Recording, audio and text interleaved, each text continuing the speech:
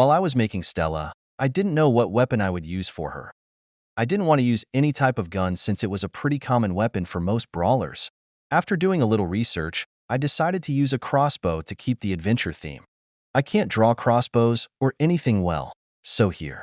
I was stuck on it being a fantasy crossbow or a modern crossbow, but I ended up picking the modern since I liked it more. Also, this is her running sketch. I don't really know how to draw people running, so I had to use references. I also didn't know how to draw her holding the crossbow in the sketch, so I hope you can use your imagination, lol. As for range and damage, I kinda wanted it to be realistic as possible. I tried to make her range not too long but not too short. Her range will depend on distance.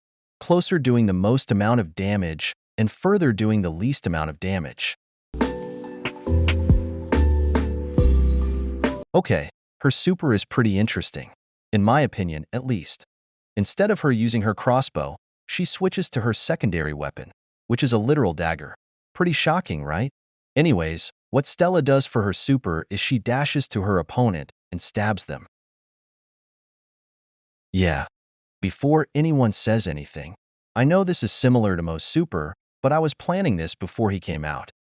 I decided to add more things to her super to make it more unique and different. Stella can get two types of hits, perfect stab or opportunity slash. I know. Cool names. Anyways, perfect stab is when Stella is able to hit the enemy successfully. She can only hit one enemy with this move. Also, it can do an effect called bleeding. Isn't that too violent for a kid's game? Okay then, would you mind explaining the dead bodies at Starr Park? Okay, listen. I can kind of see it being too violent, so I'll try to change it in the future. Anyways, bleeding is more different than burning and poison. It will do some more damage, but it ends quicker. It cannot affect certain brawlers. Here's a few examples. Squeak is literally dog drool. Eve is a flea, so she can't bleed. I don't think that 8-bit or RT runs on any oil. Depends if Surge is actually a human in a suit. There are more, but I'm not going to name all of those. Maybe if you guys like this enough, I'll do a part 2 for you guys. Now, with opportunity slash. It's quite simple. Stella will get another chance if she misses the enemy with the first hit. She will slash the brawler she targeted or any brawler near them. It won't do much damage as the stab, nor will it cause any brawlers to bleed. It will just knock them back from her a little. And lastly, the range would look like this. And if you're wondering what her role will be, it would be damage dealer because she deals damage. I have a bunch of gadget ideas for Stella, but I need to pick 2 for her. You guys can comment below which 2 you like the most. The first gadget is where she does a 360 spin and hits and makes any enemy back away from her. The second gadget is where she takes notes of a brawler she is nearby and basically knows what gadgets, star power, the amount of ammo they have left, their supercharge, etc. The third gadget is where she plays dead. If she has any power cubes, fake ones will drop, tricking the enemy. She comes back in a few seconds. The fourth one where she just throws the dagger. That's it. Maybe a small bleeding effect will happen. But yeah. The fifth one, she would need all 3 of her ammo. She would shoot all of her ammo at the same time. I'll make more cooler and better gadgets in the future, I swear. But for now, this is all I have.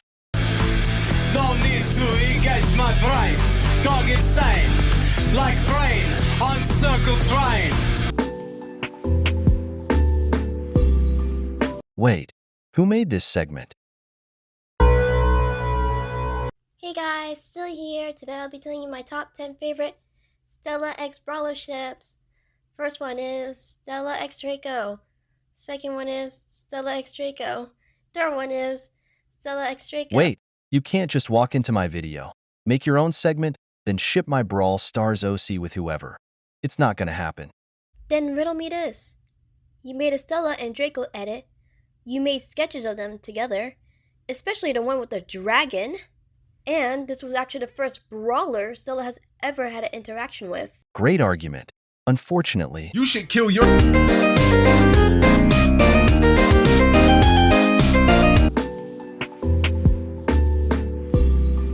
so this one is going to be quick since I only have 2. The first star power is where she will change her super from a normal stab to a downward stab.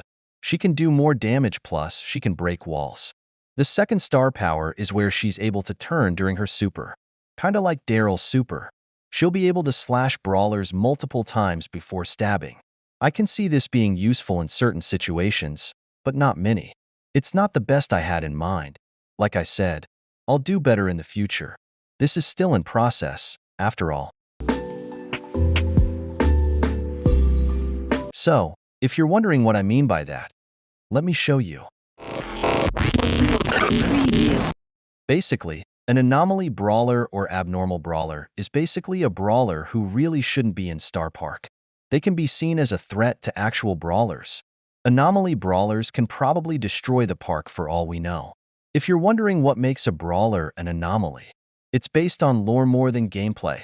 In lore, anomaly brawlers are usually outsiders of Starr Park. Anomaly brawlers actually keep the gym that makes the brawlers go insane or hostile. It made them more, well, odd. I'm actually still working on it. I'm so sorry. Well, I just like the idea so much. But don't worry, I'll keep on writing. Also, instead of being a trio, there will actually be 6 of them. Or 5. Whatever you consider an anomaly. Back to our lovely and beautiful OC, Stella. Her anomaly nickname is Anomaly Intruder. Every anomaly brawler will get a nickname, either based on their abilities in the game or lore. Stella's nickname was based on lore. Also, an anomaly brawler can be anything. I didn't want it to be just monsters or just creepy fellas. Humans can be anomalies too, if I am correct. The anomaly brawler group is going to be diverse with different types of anomalies because it's all about diversity, and we gotta love each other no matter what we look like. I may or may not let Stella have the anomaly role because sometimes it just doesn't sit right with me. Maybe because of how I made her or something. Yeah, I felt like this could have been cooler. Damn. Anyways, time for lore. Random fact, I had another lore for her, but I decided to get rid of it. I'll put in the description if you're curious. Okay, so it started when Stella existed all. Her parents barely loved her at all. They preferred her sister more. If you're wondering why, because her sister was just better than her in many ways. Sports, socializing, sometimes even academically. They ask you how you are, you just have to say that you're fine when you're not really fine, but you just can't get into it because they would never understand. But Stella still has a good relationship with her sister, which is nice. Anyways, she would usually just go adventure in the woods or whatever. It made her more active, plus a good coping mechanism. Also, she had a bunch of stories to tell. Okay, so you would think her parents would be proud of her for doing something, right? Well, no, LMAO. Mother, father, I went to the forest and wrestled a bear and won. Then, I saved a random child from a bunch of wolves. After that, I successfully found non-poisonous berries by using my knowledge on which berries are poisonous and which ones aren't. That's crazy, but who asked? When Stella graduated high school, she decided to go to college, abandoning her family and somewhat her sister. Michael! Don't leave me here! Michael! Michael! Stella starts studying journalism because she wants to share her stories of her adventures. Also because big brain. Okay, skip forward a little. Stella gets a little silly idea for an adventure, and out of all places, she goes to Starr Park. Smart idea, Stella? She casually breaks in and goes around in the park, taking notes and stuff. Then, she encounters the gym. Okay, that's all I have for you. The story is still going on. Number 1. There are 2 sides of Stella. Hair down and hair tied up. Hair down is her normal self. She's adventurous, curious, and a little playful.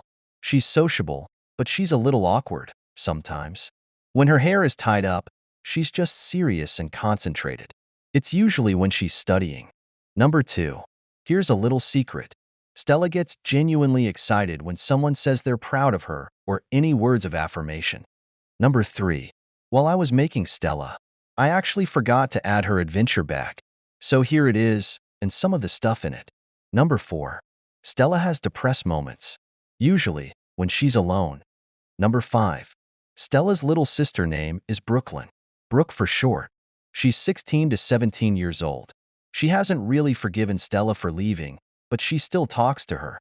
Brooklyn still wants Stella to come back, but Stella is too scared to face her parents. Number 6. Stella is around 18 to 20 years old. Haha, oldie. Number 7. Stella works in a shopping mall to pay her student loans. Number 8. Stella is pretty similar to Belle. They both want to know the truth behind Starr Park, but Stella also wants to know how to leave. Number 9. Stella was originally going to be in a trio called The Adventurers, but ever since I came up with the anomaly thing, it might be canceled unless Stella isn't in the anomaly group. And lastly, number 10. Stella was originally going to be focused on stealth, but I decided to go with speed and knowing your opponents. If you got it this far, thank you for watching. It means a lot. Make sure to like, subscribe, and share. Feel free to ask any questions or suggest anything in the comments down below. More OCs are coming, so make sure to look out for them. For now, goodbye and have a nice day, afternoon, or night.